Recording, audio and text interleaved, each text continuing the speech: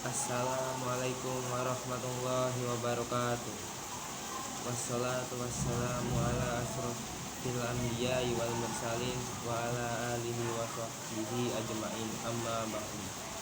Kaum muslimin yang berbahagia, syukur alhamdulillah kita panjatkan kehadirat Allah, sang pemberi petunjuk yang menguasai dan mengendalikan seluruh hati manusia. Puji syukur kita panjatkan pula kepada Allah, karena dengan rahmat dan hidayahnya kita bisa merasakan nikmatnya ibadah dan ketaatan kepadanya. Secara umum, ketika kita menghadapi sebuah ibadah, ada 3 hal yang perlu kita pikirkan. Yang pertama, apa yang harus kita persiapkan sebelum beribadah. Yang kedua, apa yang harus kita lakukan ketika beribadah. Dan yang ketiga, apa yang harus kita lestarikan pasca ibadah. Kali ini kita akan membicarakan apa yang seharusnya dipersiapkan seorang muslim sebelum memasuki Ramadan.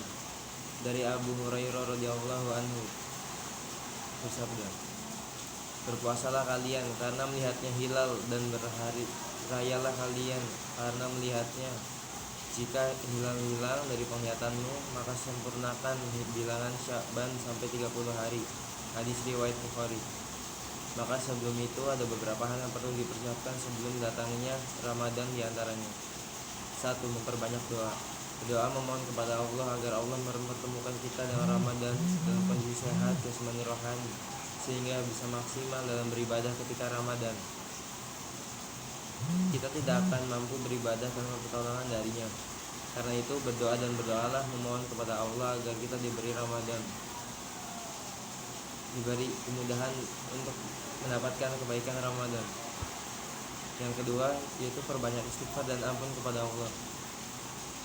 Dosa dan maksiat adalah sumber penyakit bagi hati. Dialah sumber noda bagi hati. Marilah kita mulai bertaubat untuk menghapus kesalahan kita. Jika kesalahan itu harus ditutup dengan membayar kafarah, kita siap membayarnya.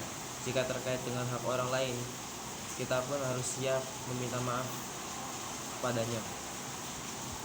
Rasulullah Shallallahu Alaihi Wasallam menggambarkan orang yang bertaubat dari satu perbuatan dosa seperti orang yang tidak melakukan dosa itu. Hadis riwayat Ibnu Majah. 3. Membiasakan diri dengan kebaikan. Sesuatu yang dilakukan dengan mendadak biasanya hasil tidak maksimal, karena manusia jadi baik tidak bisa dilakukan secara instan. Semuanya butuh proses. Umumnya ketika kita memasuki Ramadan, ada 2 amalan besar yang akan dirutinkan masyarakat: berpuasa di siang hari dan membaca Al-Quran atau tadarusan. Dan keduanya butuh kesabaran. Latihan kesabaran dengan membaca Al-Quran akan memudahkan kita banyak membaca Al-Quran ketika Ramadan. Setidaknya dalam sehari kita bisa membaca 1 juz atau lebih.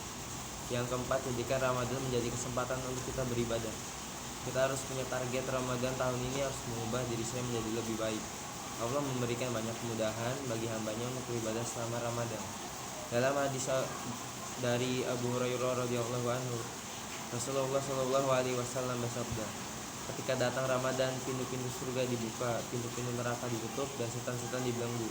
Hadis riwayat Muslim.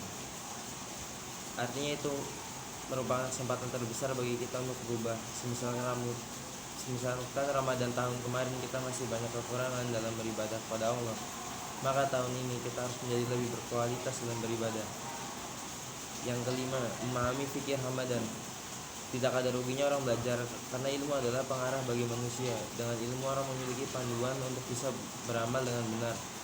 Karena itulah Ali bin Abi Thalib radhiyallahu anhu memuji ilmu. Di antaranya ilmu akan menjaga kita.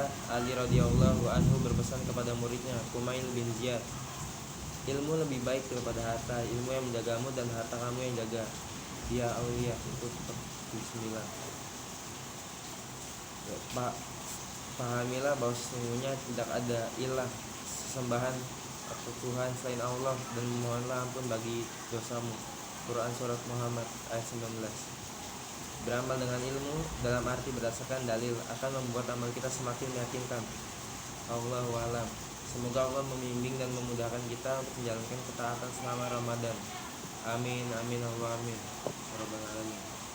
Wassalamualaikum warahmatullahi wabarakatuh.